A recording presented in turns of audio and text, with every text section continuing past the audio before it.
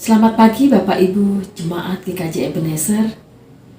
Kami Komisi Anak mengucapkan terima kasih kepada Gereja Ebenezer yang telah mempercayakan kami Komisi Anak dan guru-guru sekolah minggu untuk melakukan bina iman anak, membina pertumbuhan iman kepada adik-adik sekolah minggu. Kami juga berterima kasih kepada orang tua yang telah mempercayakan kepada kami, putri-putrinya, ya Bapak Ibu, untuk kami bina pertumbuhan rohani adik-adik di dalam sekolah minggu di Ebenezer dan Timotius.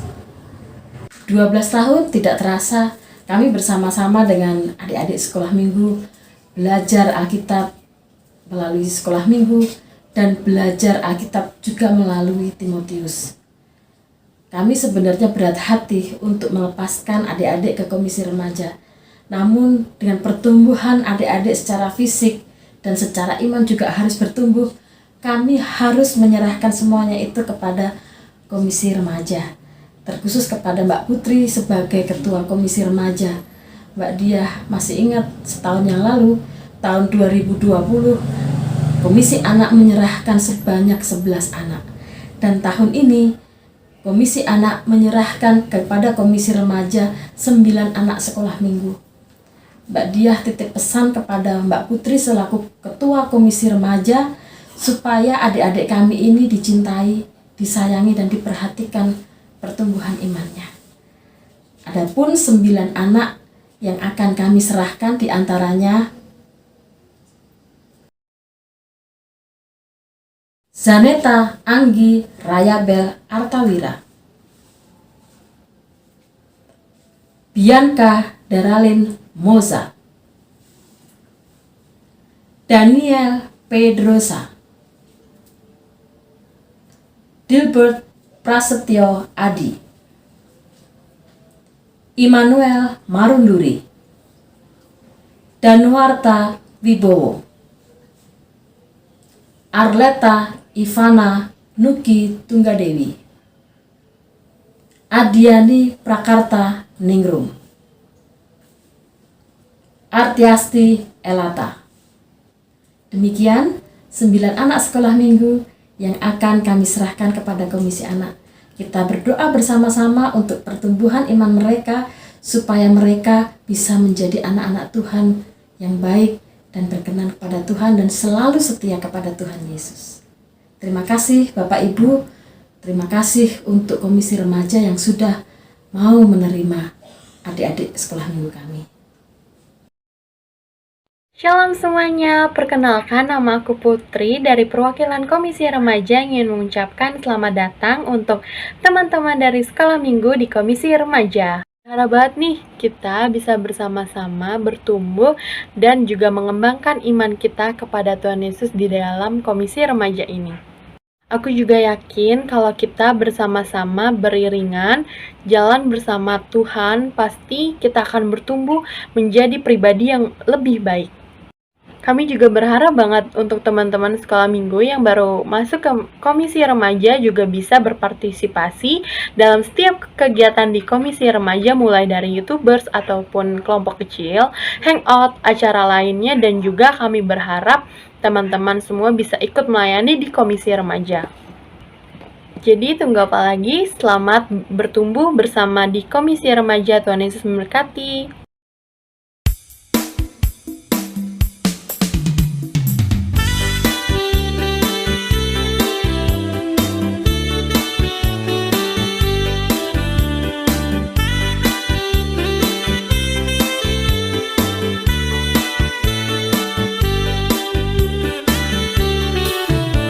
Betapa baiknya Engkau Tuhan, kasih-Mu tiada berkesudahan.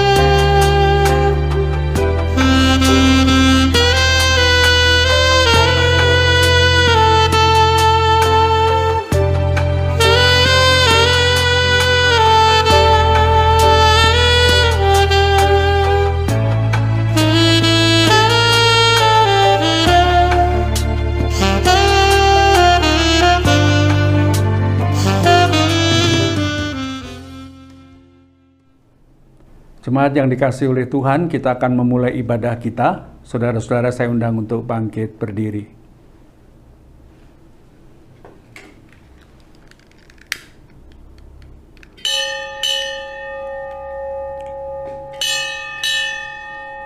Saudara-saudara, jemaat yang dikasihi dan mengasihi Tuhan Yesus Kristus, kita akan beribadah pada saat ini dengan tema bertumbuh dalam iman, kebenaran, dan kasih.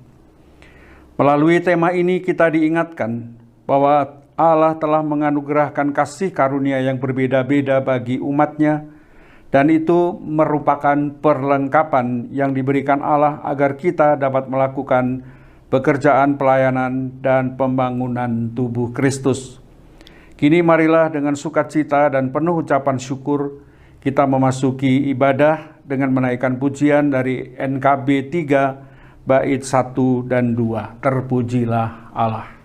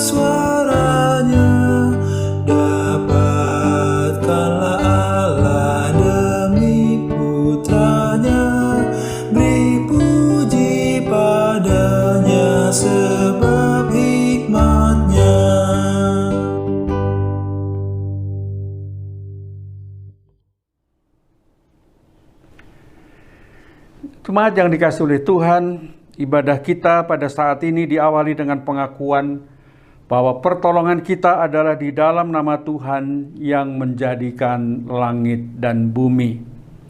Kasih karunia, rahmat, dan damai sejahtera dari Allah, Bapa kita, dan Tuhan Yesus Kristus menyertai saudara-saudara sekalian. Jemaat, saya persilakan duduk kembali.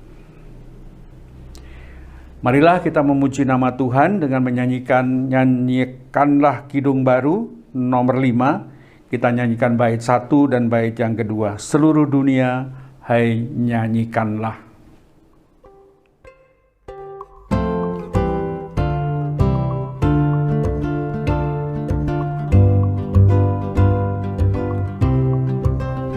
Seluruh dunia, hai nyanyikanlah Kau Allahku.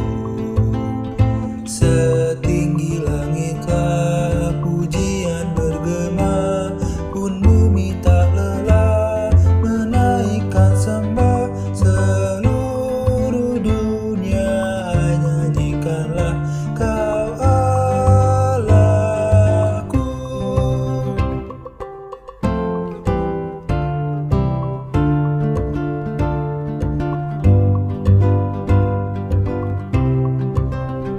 Seluruh dunia, hai nyanyikanlah Kau Rajaku.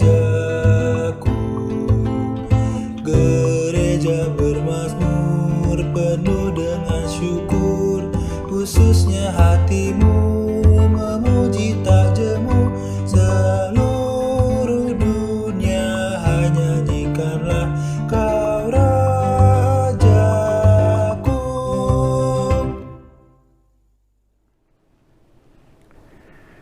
Saudara-saudara, kita masuk dalam pengakuan dosa. Dan mari kita mengawali pengakuan dosa kita dengan mendengar sabda Tuhan sebagaimana tertulis di dalam Matius 22 ayat 37 sampai dengan 40 yang menyatakan demikian.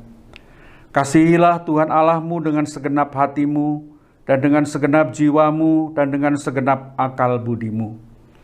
Itulah hukum yang terutama dan yang pertama. Dan hukum yang kedua yang sama dengan itu ialah, Kasihilah sesamamu manusia seperti dirimu sendiri. Pada kedua hukum inilah tergantung seluruh hukum Taurat dan kitab para nabi.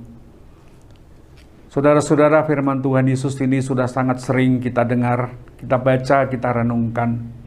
Tetapi kita harus mengakui dengan jujur di hadapan Tuhan bahwa acap kita mengabaikan firman Tuhan ini dan kita hidup menuruti kemauan kita sendiri. Oleh sebab itu, mari kita datang kepada Tuhan, mengakui dosa-dosa kita, dan memohon pengampunan Tuhan melalui doa pribadi masing-masing. Mari kita berdoa.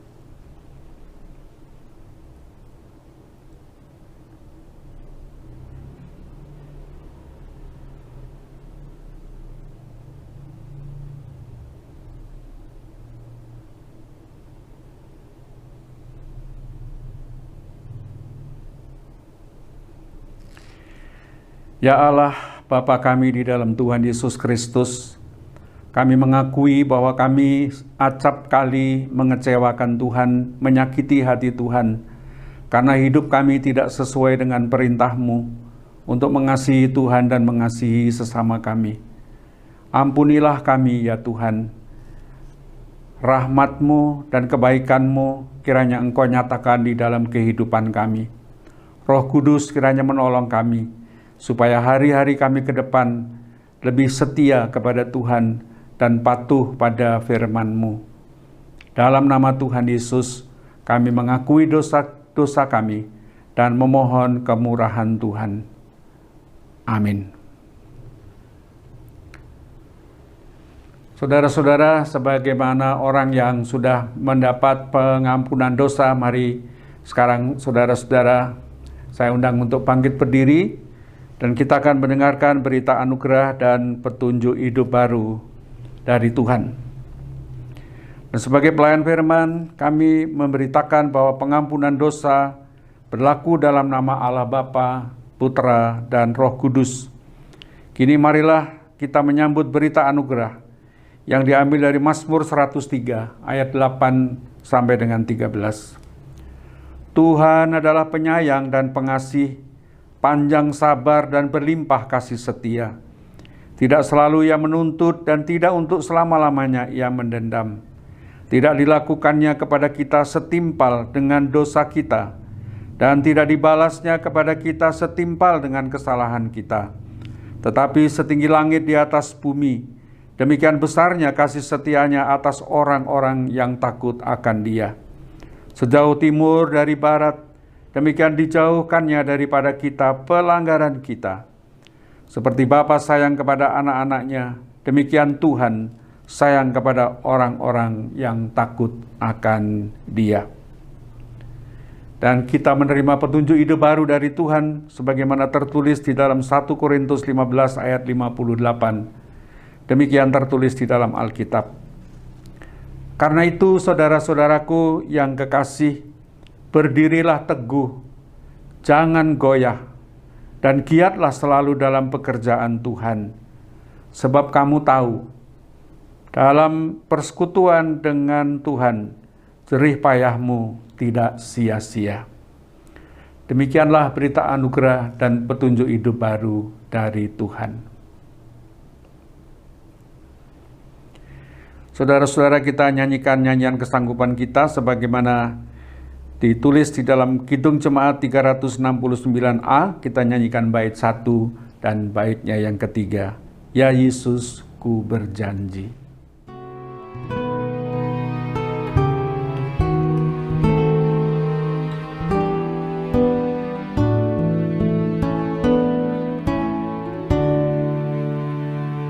Ya Yesus, ku berjanji setia padamu. Ku pinta kau selalu dekat, ya Tuhanku, di kancah pergumulan jalanku tak tak sesat, karena Engkau temanku, pemimpin terdekat.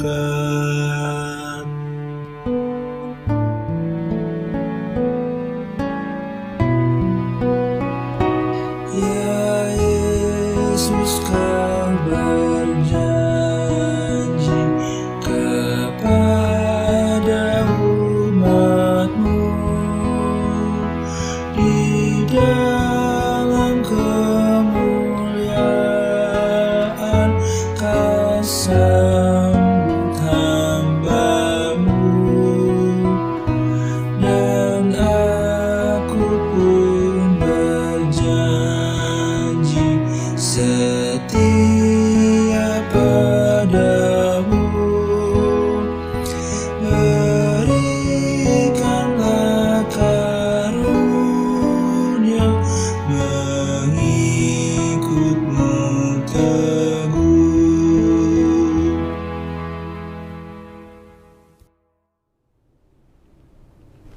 Jemaat, saya persilakan untuk duduk kembali. Saudara-saudaraku, kita akan masuk dalam pelayanan firman. Saya undang kita berdoa terlebih dahulu sebelum kita membaca kitab suci. Mari kita berdoa. Ya Allah, Bapa kami di dalam Tuhan Yesus Kristus, saat ini umat-Mu akan membaca kitab suci yang kami imani adalah firman Tuhan sendiri. Tetapi kami menyadari kelemahan kami dan keberdosaan kami. Oleh sebab itu Tuhan, ampunilah kami, sucikanlah kami, dan biarlah Roh Kudus menolong kami supaya kami boleh membaca dengan sungguh-sungguh, boleh mendengarkannya dengan teliti, dan Tuhan mampukan untuk kami bisa melakukannya di dalam kehidupan kami sehari-hari. Hamba-Mu yang hendak menyampaikan, kiranya Engkau topang dengan kuasa Tuhan, sehingga apa yang disampaikan sungguh-sungguh berkenan di hadapan-Mu dan membangun kehidupan iman kami. Di dalam nama Tuhan Yesus, firman yang hidup itu kami memohon pertolongan Roh Kudus. Amin. Bapak, Ibu, Saudara-saudara yang terkasih di dalam Tuhan Yesus Kristus, pada saat ini kita akan membaca firman Tuhan sebagaimana tertulis di dalam surat Efesus, pasalnya yang keempat, ayat 1 sampai dengan ayatnya yang ke-6. Efesus 4, ayat 1 sampai dengan ayatnya yang ke-16. Saya ulangi, Efesus 4, ayat 1 sampai dengan 16. Di bawah judul, Kesatuan Jemaat dan Karunia yang Berbeda-beda. Demikianlah tertulis di dalam Alkitab. Sebab itu aku menasihatkan kamu, aku, orang yang dipenjarakan karena Tuhan, supaya hidupmu sebagai orang-orang yang telah dipanggil berpadanan dengan panggilan itu. Hendaklah kamu selalu rendah hati, lemah lembut, dan sabar. Tunjukkanlah kasihmu dalam hal saling membantu, dan berusahalah memelihara kesatuan roh oleh ikatan damai sejahtera. Satu tubuh dan satu roh, sebagaimana kamu telah dipanggil kepada satu pengharapan yang terkandung dalam panggilanmu. Satu Tuhan, satu iman, satu baptisan, satu Allah dan Bapa dari semua. Allah yang di atas semua dan oleh semua dan di dalam semua. Tetapi kepada kita masing-masing telah dianugerahkan kasih karunia menurut ukuran pemberian Kristus. Itulah sebabnya kata Nas, tatkala ia naik ke tempat tinggi, ia membawa tawanan-tawanan, ia memberikan pemberian-pemberian kepada manusia. Bukankah ia telah naik, berarti bahwa ia juga telah turun ke bagian bumi yang paling bawah. Ia yang telah turun, ia juga yang telah naik, jauh lebih tinggi daripada semua langit, untuk memenuhkan segala sesuatu. Dan ialah yang memberikan baik rasul-rasul maupun nabi-nabi, baik pemberita-pemberita Injil maupun gembala-gembala dan pengajar-pengajar, untuk memperlengkapi orang-orang kudus bagi pekerjaan pelayanan, bagi pembangunan tubuh Kristus. Sampai kita semua telah mencapai kesatuan iman dan pengetahuan yang benar tentang anak Allah, kedewasaan penuh, dan tingkat pertumbuhan yang sesuai dengan kepenuhan Kristus, sehingga kita bukan lagi anak-anak yang diombang-ambingkan oleh rupa-rupa angin pengajaran, oleh permainan palsu manusia dalam kelicikan mereka yang menyesatkan, tetapi dengan teguh berpegang kepada kebenaran di dalam kasih, kita bertumbuh di dalam segala hal ke arah Dia, Kristus yang adalah kepala. Daripadanya lah seluruh tubuh yang rapi tersusun dan diikat menjadi satu oleh pelayanan semua bagiannya, sesuai dengan kadar pekerjaan tiap-tiap anggota, menerima pertumbuhannya dan membangun dirinya dalam kasih. Demikianlah firman Tuhan. Yang berbahagia adalah setiap orang yang mendengarkan firman Tuhan dan yang memeliharanya. Haleluya. Saudara-saudaraku yang terkasih di dalam Tuhan Yesus Kristus, kita patut menaikkan puji dan syukur kepada Tuhan kalau sampai saat ini kita masih diberi kekuatan, diberi kesehatan, diberi semangat untuk bersama-sama beribadah bersama-sama dengan keluarga kita. Kita memang sangat prihatin dengan banyaknya saudara kita yang masih harus menjalani isolasi mandiri, yang harus dirawat di rumah sakit ataupun juga di dalam pemulihan di rumah. Kita doakan mereka supaya mereka juga lekas sehat kembali dan bisa beraktivitas seperti sedia kala. Kita percaya bahwa Tuhan akan memulihkan saudara-saudara kita yang lemah dan sakit. Saudara-saudara, saat ini kita beribadah bersama dengan keluarga di rumah. Tetapi sesungguhnya kita mengakui di dalam iman bahwa kita tidak sedang beribadah sendirian. Tetapi sesungguhnya kita bersama-sama dengan saudara-saudara kita seiman di tempat-tempat yang lain merayakan hari kemenangan Tuhan atau pada hari Minggu saat ini. Jadi secara nampak, secara kelihatan kita beribadah bersama dengan keluarga kita sendiri yang terbatas. Tetapi sesungguhnya secara tidak nampak, secara iman, pada saat ini kita juga bersama-sama dengan setiap orang percaya di seluruh dunia beribadah pada hari yang sama, pada saat ini bersama-sama merayakan kemenangan Tuhan yang kita rayakan setiap hari Minggu. Oleh sebab itu, marilah kita menghayati ibadah kita ini juga sebagai ibadah yang kita dasari dengan iman yang sungguh, dan kita bersama-sama beribadah dengan saudara-saudara kita di seluruh dunia dan menyembah Tuhan Yesus sebagai juru selamat kita. Dan sebagai gereja, sebagai persekutuan milik Tuhan, kita saat ini ditempatkan di tengah-tengah dunia yang penuh tantangan dan penuh godaan. Khususnya saat ini kita sedang berada di dalam situasi pandemi yang sudah lama kita alami. Dan di keberadaan kita di tengah-tengah dunia ini diberi nasihat oleh Rasul Paulus supaya, sebagaimana tulis di dalam ayat yang pertama, supaya hidupmu sebagai orang-orang yang telah dipanggil berpadanan dengan panggilanmu itu. Dipanggil, dihimpun, dan dikumpulkan oleh Allah sendiri. Maka jemaat sesungguhnya adalah jemaat milik Allah yang harus hidup sesuai dengan standar Allah, harus hidup sesuai dengan kehendak Allah yang telah memanggilnya. Kita mungkin perlu merefresh, perlu menyegarkan kembali sesungguhnya apa panggilan kita di tengah-tengah dunia ini. Apa sesungguhnya tanggung jawab kita sebagai gereja, sebagai orang percaya yang ditempatkan oleh Tuhan di tengah-tengah dunia ini. Saudara-saudara, saya ingin mengutip ayat yang sangat penting ini dari 1 Petrus 2 ayat yang ke-9. Saya bacakan untuk kita semua. 1 Petrus 2 ayat 9. Kamulah bangsa yang terpilih, imamat yang rajani, bangsa yang kudus, umat kepunyaan Allah sendiri, supaya kamu memberitakan perbuatan-perbuatan yang besar dari Dia, yang telah memanggil kamu keluar dari kegelapan kepada terangnya yang ajaib. Saudara-saudara, ayat ini saya pikir cukup menjelaskan siapa jati diri kita sebagai orang percaya, siapa sesungguhnya gereja itu. Dikatakan di sini bahwa kita adalah bangsa yang terpilih, imamat yang rajani, imam-imam yang melayani raja, yang melayani Tuhan Yesus sebagai raja kita, yang kudus, yang sudah dikuduskan, disucikan, dipisah untuk maksud Allah. Dan kita adalah milik kepunyaan Allah sendiri untuk apa? Untuk memberitakan perbuatan-perbuatan Allah yang besar di tengah-tengah dunia. Sehingga kita dapat dilihat, dulu kita hidup dalam kegelapan, sekarang kita masuk di dalam terang Tuhan yang ajaib. Perbuatan Allah yang paling besar yang dialami oleh manusia adalah kasih Allah yang dinyatakan kepada kita melalui Tuhan Yesus Kristus.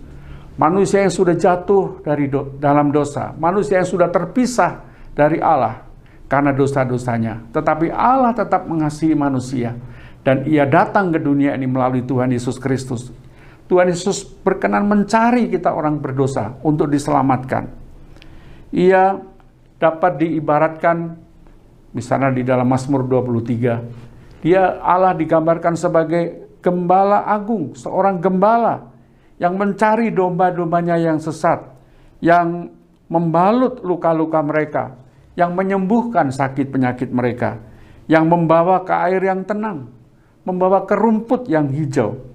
Pendeknya, manusia dikeluarkan dari kegelapan dan hidup di dalam terang, hidup di dalam keadaan yang baik, dalam keselamatan yang sempurna.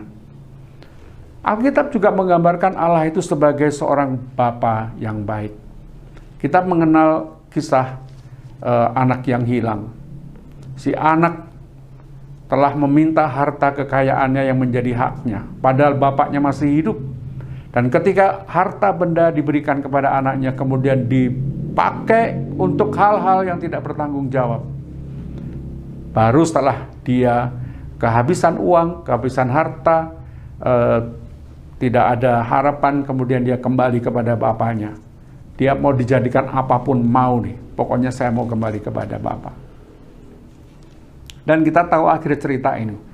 Bapa yang baik itu kemudian setelah melihat anaknya kembali, dia merangkulnya dan menyayanginya luar biasa dan memestakan dia. Karena anaknya yang hilang sudah kembali. Anaknya yang mati sudah hidup kembali. Inilah kasih Allah yang luar biasa. Ia mau menerima orang berdosa. Ia mau mencari orang yang berdosa supaya ia diselamatkan, supaya kita memperoleh kehidupan, diangkat dari kegelapan masuk kepada terangnya yang ajaib. Dan inilah yang disebut sebagai perbuatan Allah yang besar dan tindakan Allah yang besar, kasih Allah yang besar terhadap manusia yang berdosa ini, yang harus kita beritakan, yang harus kita teruskan kepada dunia, bahwa Allah itu kasih.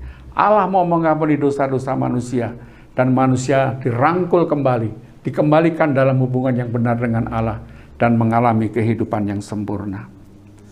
Saudara-saudaraku, bagian Alkitab yang kita baca tadi adalah berbagai-bagai nasihat, supaya sebagai orang percaya, kita semakin menyadari panggilan kita, semakin menyadari tugas kita sebagai orang Kristen.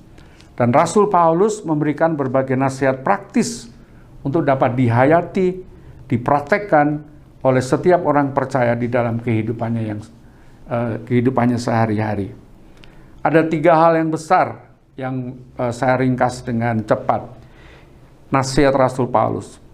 Yang pertama, di ayat 2 dikatakan supaya kita sebagai orang percaya selalu rendah hati, lemah lembut, sabar, dan mewujudkan kasih dengan saling membantu. Agar persekutuan jemaat dapat menjalankan panggilannya dengan baik, maka tiap anggota dalam persekutuan itu perlu mengembangkan sikap-sikap menghargai orang lain. Menghargai sesama anggota, tidak menganggap dirinya yang paling hebat atau paling penting, tidak menguasai orang lain, sebaliknya menghargai orang lain dengan setiap kemampuan yang dimilikinya. Dan teladan utama di dalam kehidupan persekutuan itu adalah Tuhan Yesus Kristus sendiri. Sekalipun ia setara dengan Allah, tetapi ia bersedia mengosongkan diri. Surat Rasul Paulus kepada jemaat di Filipi pasal 2 ayat 1-11 dengan amat gamblang bagaimana Tuhan Yesus itu memberi teladan kepada dunia, kepada manusia. Yesus yang mempunyai kekuasaan tertinggi, yang adalah sama dengan Allah, tetapi dia mau mengosongkan diri. Artinya apa? Sesungguhnya dia berhak mendapatkan kemuliaan, dia berhak mendapat sanjungan. Tetapi Tuhan Yesus menganggap hal itu bukan sebagai sesuatu yang patut dibanggakan, yang patut dijadikan alasan supaya dia menjadi yang paling hebat dari yang lain. Tetapi justru ia mau menjadi teladan, ia mau merendahkan diri, ia mau menjadi sama dengan manusia, ia mau menjadi sama sebagai hamba yang melayani. Bahkan ia rela sampai mati di kayu salib. Untuk apa? Untuk menebus dosa-dosa kita. Oleh sebab itu, saudara-saudara, di dalam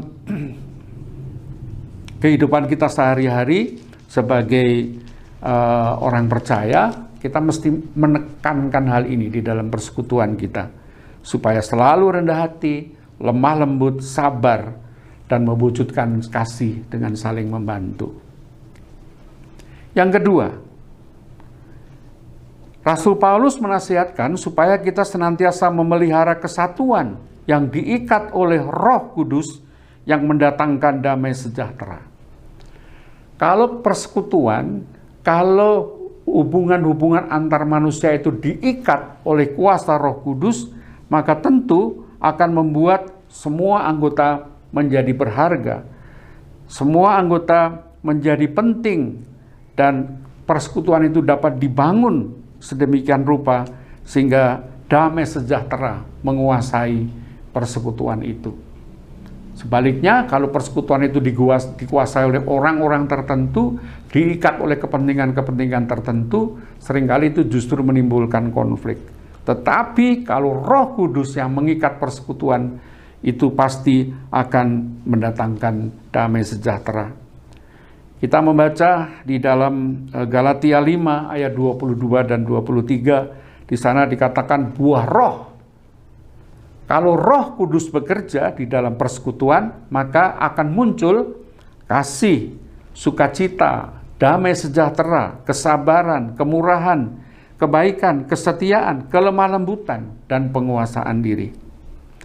Inilah kuasa dorongan yang dihasilkan oleh Roh Kudus, sehingga persekutuan itu akan menjadi penuh dengan damai sejahtera. Saudara-saudara, seringkali kita membaca berita bahwa ada persekutuan yang konflik, persekutuan yang bertentangan satu dengan yang lain, dan seringkali gereja-gereja yang satu dengan yang lain seringkali melihat perbedaan-perbedaan. Dan kadang-kadang perbedaan-perbedaan yang dilihat itu perbedaan-perbedaan sebenarnya yang tidak terlalu prinsip. Kita lebih sibuk mengurus atau membicarakan cara berdoa yang berbeda, cara baptisan yang berbeda, rumusan pengakuan yang berbeda, tata ibadah, lagu-lagu yang berbeda, dan sebagainya. Dan kalau ini terus dilakukan, maka pasti akan muncul kondisi di mana gereja yang satu menganggap kamilah yang paling hebat, kamilah yang paling penting, kamilah yang paling benar, dan sebagainya.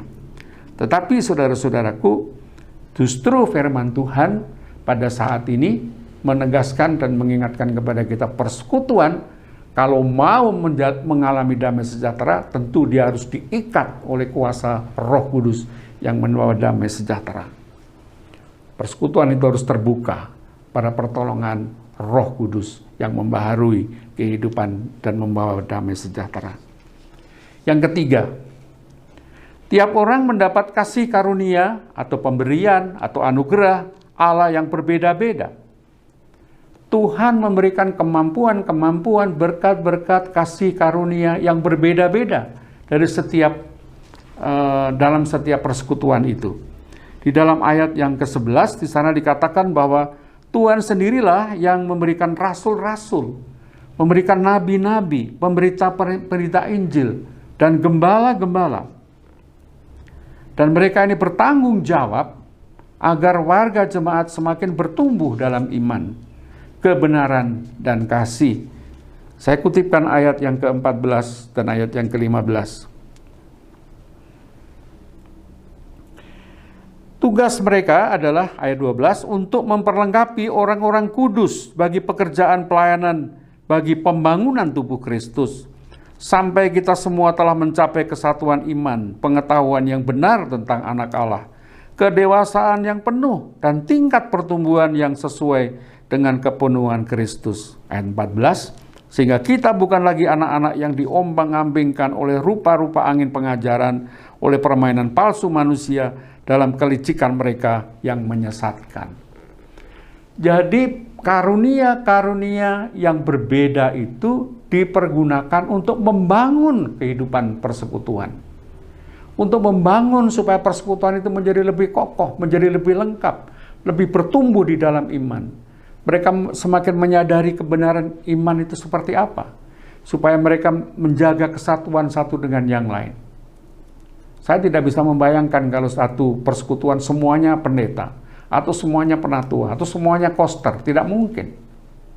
Di dalam gereja kita juga ada bermacam-macam tanggung jawab. Ada yang sebagai penatua, ada sebagai diaken, ada pendeta, ada pengurus komisi, ada pengurus badan yang berbeda-beda. Tetapi mereka memiliki tugas untuk membangun kehidupan bersama. Supaya tubuh Kristus, supaya persekutuan itu semakin dewasa. Supaya tidak lagi umat itu terombang-ambing oleh pengajaran sesat. Supaya mereka tidak mudah dipalsukan atau disesatkan sehingga mengikuti ajaran-ajaran yang lain. Supaya mereka semakin bertumbuh di dalam kedewasaan iman. Sehingga dengan demikian jemaat tidak lagi seperti anak-anak yang mudah diombang-ambingkan, gampang dipengaruhi, gampang diteror, gampang menyerah. Saudara-saudaraku, tidak mudah menjalankan pembangunan tubuh Kristus, tetapi justru itulah yang dilakukan oleh Allah, memberikan tugas-tugas yang berbeda-beda sesuai dengan kasih karunia, kemurahan, anugerah Allah yang berbeda untuk membangun tubuh Kristus di tengah-tengah dunia. Kalau kita berbicara tentang realitas, perjalanan gereja juga tidak jarang ada konflik, ada salah pengertian dan sebagainya.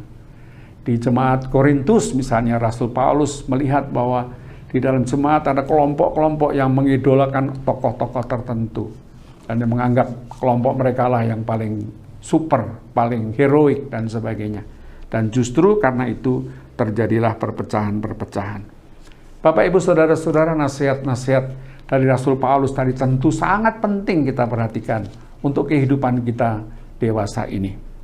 Dan sebagai penutup, saya ingin mengajak untuk melihat kembali bahwa melalui firman Tuhan hari ini, sebagai orang percaya atau jemaat atau gereja, kita diajak untuk memikirkan ulang apa makna kehidupannya.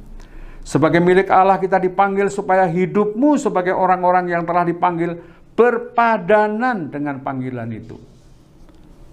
Hal ini mendorong kita untuk bertanya, apakah hidupku sudah berpadanan, sudah cocok, sudah klop, sudah sesuai dengan panggilan kita sebagai orang percaya yang dipanggil ke tengah-tengah dunia ini, memberitakan perbuatan-perbuatan yang besar dari Allah, memberitakan kasih Allah kepada dunia.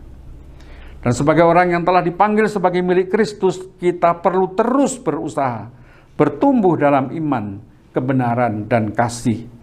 Hidup menjalankan panggilan Tuhan.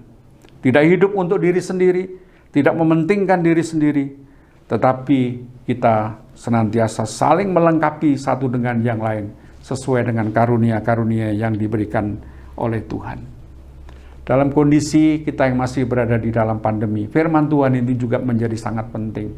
Bagaimana kita menunjukkan kepedulian kita, kasih kita kepada orang yang sakit, orang yang berkekurangan, orang yang kehilangan pengharapan, orang yang bersedih. Justru gereja, orang percaya dipanggil untuk menolong mereka, supaya mereka mengalami damai sejahtera. Dan yang terakhir yang ingin saya ingatkan adalah bahwa gereja senantiasa harus diingatkan bahwa kita berada di tengah-tengah dunia.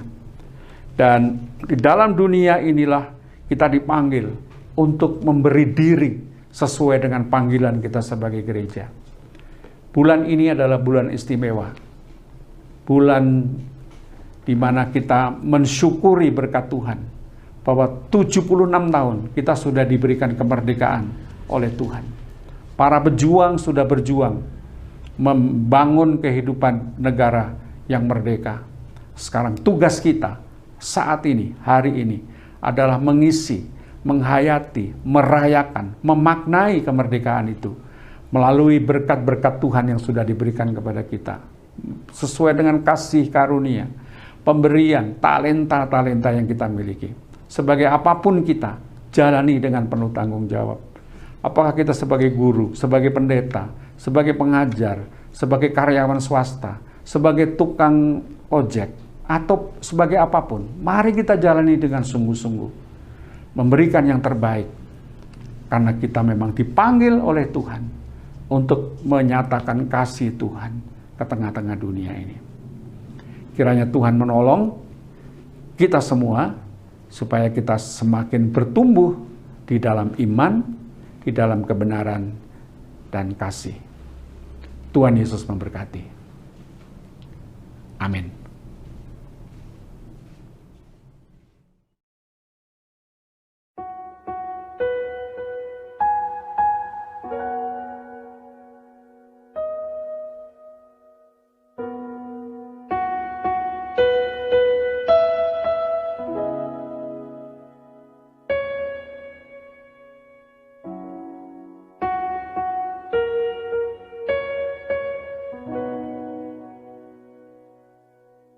Jemaat kami undang untuk berdiri.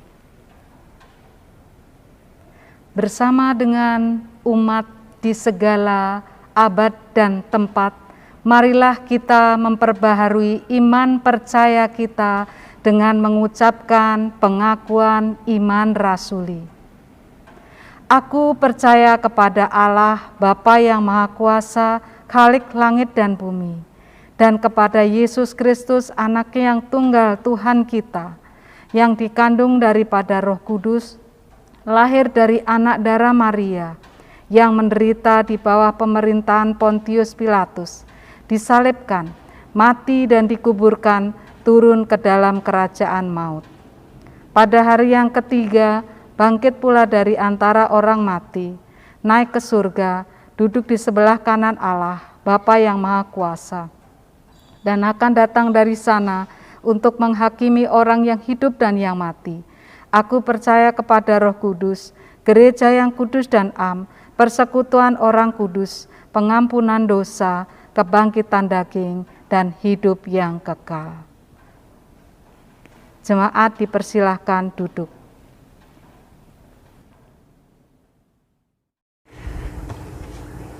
Jemaat yang dikasihi Tuhan, kita akan masuk dalam doa syafaat dan kita akhiri nanti dengan doa Bapa kami bersama.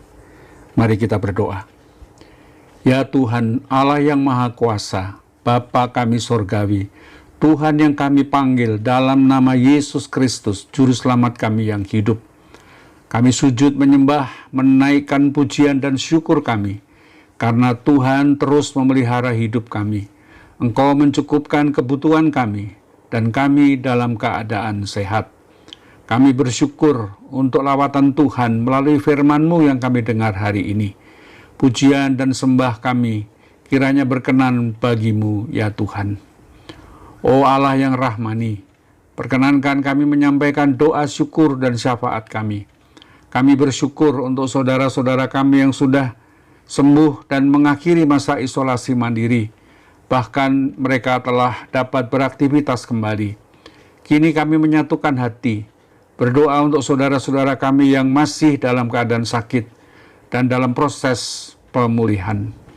Kami terus berdoa bagi saudara Sri Hesti Indrawati, Ananda Elizabeth Langkir, Bapak Yos Sunarjo, Bapak dan Ibu Ruswadi, Ibu Marini Gultom, Bapak Christian Dwi Mahadianto, Ibu Sakiman, Ibu Yuli dan Ananda Gebi, Ibu Rini Larastiati, Ibu Naomi Iska dan Bapak Saptora Harjo, Ibu Kiki Tony Teguh, Ibu Suyono Dwiatmo dan Saudari Tari, keluarga Ibu Sukarni Suyoto. Kami juga mengingat dan berdoa bagi Ibu Yunian Rosta Lestari, Ananda Natania Widan, keluarga Petrus Upa, Bapak Agus Woro, Ibu Pujiastuti Leo Yundari, Saudari Lutania, Ibu Amira Jumadiono, Bapak Iman Santoso Adi Sarjono, Bapak Widi Leksono, Bapak Widananto, Ibu Deborah Sukadis, Bapak Pardi Susanto, Bapak Kusdaryatno, keluarga Bapak Pitoyo, Ibu Sri Suyatni, Bapak Yusef Dwi Sigit Purnomo, dan Bapak Herlianto Eko Bari. Demikian juga kami mengingat para Adi Yuswo, Ibu Kusnandia, Ibu Sri Hartati, Ibu Sri Kasilah, Ibu Sunarsi, Ibu Sarminah, Ibu Sukarti, Ibu Syekh Murwani Rahayu, Ibu Puji Astuti dan Bapak Sudono, Bapak dan Ibu Aceh Mujiono, Bapak S. Parmun, Ibu Sugiono, Ibu Murtini Julius. Kami doakan juga keluarga-keluarga kami, Saudara Joko Sulistiono, Ibu In Paulus, Ibu Raminten, Bapak Syorsi Hite, Bapak Kalam, Bapak Taslim Dwijo Taryono dan Ibu Suyatmi. Demikian juga Ananda Raisa, keponakan Ibu Riyatno. Ya Tuhan Yesus, Engkau Maha Kuasa, hibur, kuatkan dan pulihkan kesehatan saudara-saudara kami yang telah kami sebutkan, atau saudara-saudara kami yang tidak sempat kami sebutkan. Mohon Tuhan beri iman yang teguh bahwa Tuhan akan menyembuhkan dan memberi yang terbaik pada waktu yang tepat. Juga pada masa pandemi COVID-19 yang masih merebak, Tuhan lindungilah keluarga kami, lindungilah negeri kami dari kerusakan yang lebih parah. Berkatilah usaha-usaha pemerintah memberikan vaksin kepada masyarakat dan melakukan berbagai-bagai usaha dan kebijakan untuk menghentikan penyebaran COVID-19 serta memulihkan keadaan negeri kami. Pemerintah kiranya juga dimampukan untuk melakukan hal yang terbaik untuk memulihkan perekonomian, dunia usaha, pendidikan, kesehatan, keamanan, dan semua bidang kehidupan menjadi lebih baik lagi. Kami berdoa dan memohon kemurahan Tuhan bagi para dokter, perawat, tenaga kesehatan, peneliti, dan relawan yang terus berjuang tak kenal lelah menolong dan menemukan obat virus COVID-19. Kami juga memohon kemurahan Tuhan untuk ABRI, untuk polisi, dan tenaga keamanan yang lain dalam memberikan pelayanan kepada masyarakat. Tuhan memberi kekuatan, memberi kesehatan, dan memberikan perlindungan yang menyeluruh. Kiranya Tuhan menghindarkan mereka dari terpapar virus yang mematikan itu. Mampukan kami juga sebagai warga masyarakat ikut mendukung penghentian penyebaran pandemi COVID-19 ini dengan menjalani protokol kesehatan dengan penuh tanggung jawab. Oh Bapa di dalam surga, pada hari-hari yang telah lalu, Allah telah memanggil ke rumah Tuhan di sorga bagi Bapak R. Hartoyo Harjo Diwiryo, orang tua dari Ibu Tuti Sumartini, Ibu Harlina, dan Ibu Nomiarsih pada tanggal 3 Agustus yang lalu. Terima kasih untuk hidup dan pelayanan almarhum. Kami percaya bahwa kini telah tersedia kerajaan sorga yang telah Tuhan janjikan. Kami juga mengingat Ibu Yati Amin Subagio yang telah Tuhan panggil pada tanggal 4 Agustus yang lalu. Mari Tuhan kami berdoa, kiranya keluarga besar almarhum Bapak Artoyo dan keluarga besar almarhum Ibu Yati Amin Subagio, kiranya Tuhan beri kekuatan, Tuhan beri keteguhan hati dan penghiburan sejati, dan mereka tidak larut dalam duka. Oh Bapa yang penuh kasih karunia, Kami terus mendukung dan mendoakan pergumulan saudara-saudara kami seiman yang sedang menghadapi berbagai masalah dan situasi yang tidak mudah dalam kehidupan mereka. Kami mohon Tuhan memberi hikmat dan membuka jalan keluar sehingga mereka terbebas dari masalah itu dan mampu menghadapinya dengan terus mengandalkan Tuhan dan tidak menyimpang ke kiri atau ke kanan, dan percaya bahwa Engkau akan memberi jalan keluar yang terbaik pada waktunya. Kami berdoa untuk gereja-gerejamu di dalam melaksanakan peribadatan, pelayanan, serta kesaksian. Khusus di masa pandemi ini ya Tuhan, mampukan gereja-gereja Tuhan dapat memberikan pelayanan yang tepat dan terbaik bagi umat dan masyarakat pada umumnya. Terima kasih ya Tuhan Allah, kiranya Engkau juga mendengarkan doa-doa pribadi kami. Kabulkan doa dan permohonan kami seturut dengan kemurahan Tuhan. Oh Bapa di dalam surga, kami mohon ampun atas semua dosa dan pelanggaran kami yang seringkali menyakiti hati Tuhan. Roh Kudus kiranya terus membaharui hati kami untuk semakin mengasihi Tuhan dengan kesungguhan hati kami. Kami berdoa dalam nama Tuhan Yesus yang mengajar kami berdoa. Bapa kami yang di sorga, dikuduskanlah namamu, datanglah kerajaanmu, jadilah kehendak-mu di bumi seperti di sorga. Berikanlah kami pada hari ini makanan kami yang secukupnya, dan ampunilah kami akan kesalahan kami, seperti kami juga mengampuni orang yang bersalah kepada kami. Dan janganlah membawa kami ke dalam pencobaan, tetapi lepaskanlah kami dari yang jahat. Karena Engkaulah yang mempunyai kerajaan dan kuasa dan kemuliaan sampai selama-lamanya. Amin. Jemaat yang dikasihi Tuhan, kini kita diberi kesempatan untuk menyampaikan persembahan sebagai ungkapan syukur kita atas pemeliharaan Tuhan.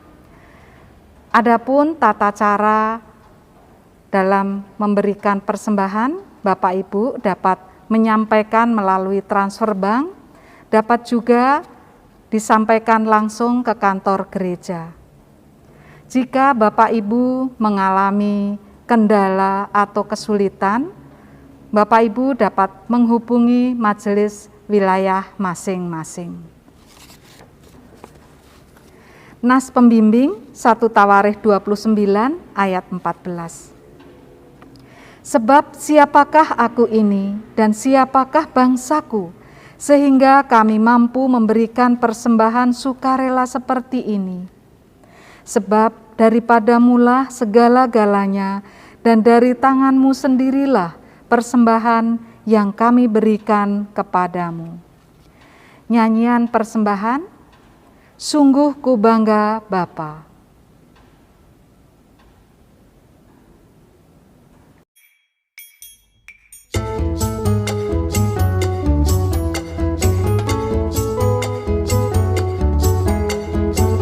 Sungguh ku bangga Bapa, punya Allah seperti Engkau.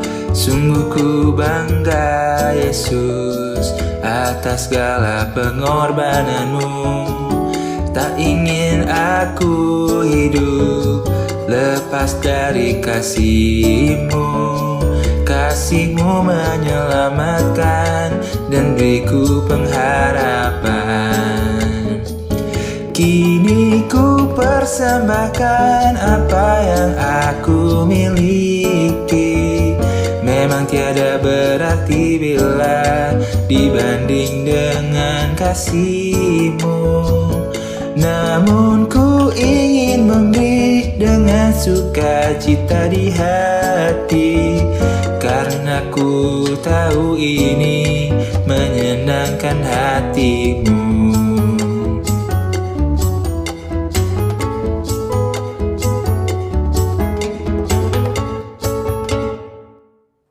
Mari kita berdoa menyampaikan persembahan ini. Tuhan, Persembahan yang kami bawa adalah milik-Mu dan pemberian-Mu. Terimalah persembahan ini sebagai ungkapan syukur kami. Ajarilah kami untuk mempersembahkan tubuh kami, mata dan telinga yang memperlihatkan sabda-Mu, bibir yang senantiasa memuji nama-Mu, tangan yang berkarya bagi-Mu, kaki yang mengikut jalan-Mu. Terima kasih Tuhan, dalam nama Tuhan Yesus kami berdoa. Amin.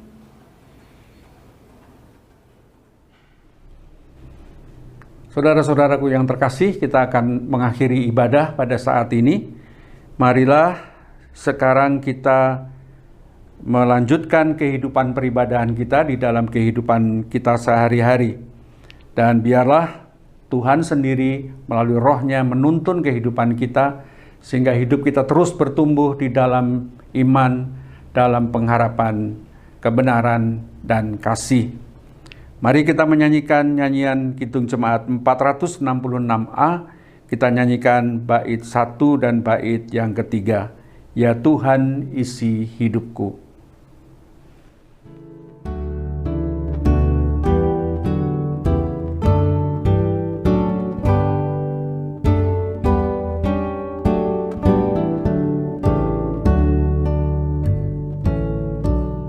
Ya Tuhan isi hidupku dengan anugerah, supaya dalam diriku citra-Mu nyatalah.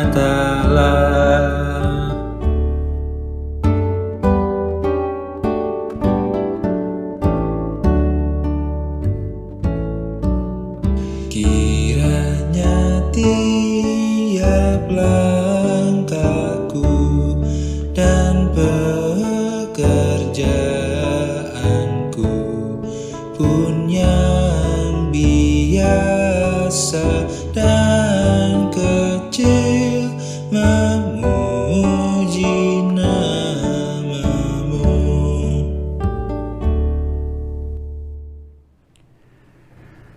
Saudara-saudaraku, kini arahkanlah hatimu kepada Tuhan. Jadilah saksi Kristus. Terpujilah Tuhan. Saudara-saudara sekarang terimalah berkat Tuhan. Tuhan memberkati saudara dan melindungi saudara. Tuhan menyinari saudara dengan wajah-Nya dan memberi saudara-saudara kasih karunia. Tuhan menghadapkan wajah-Nya kepada saudara-saudara dan memberi saudara-saudara damai sejahtera. Amin.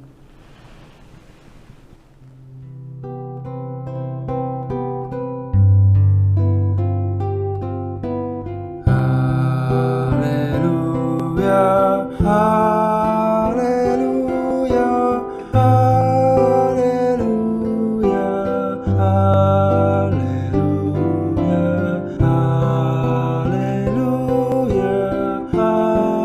amin, amin, amin.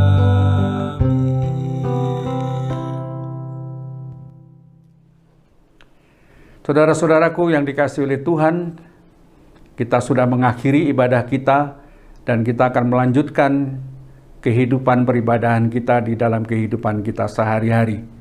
Tuhan Yesus menyertai kita senantiasa. Amin.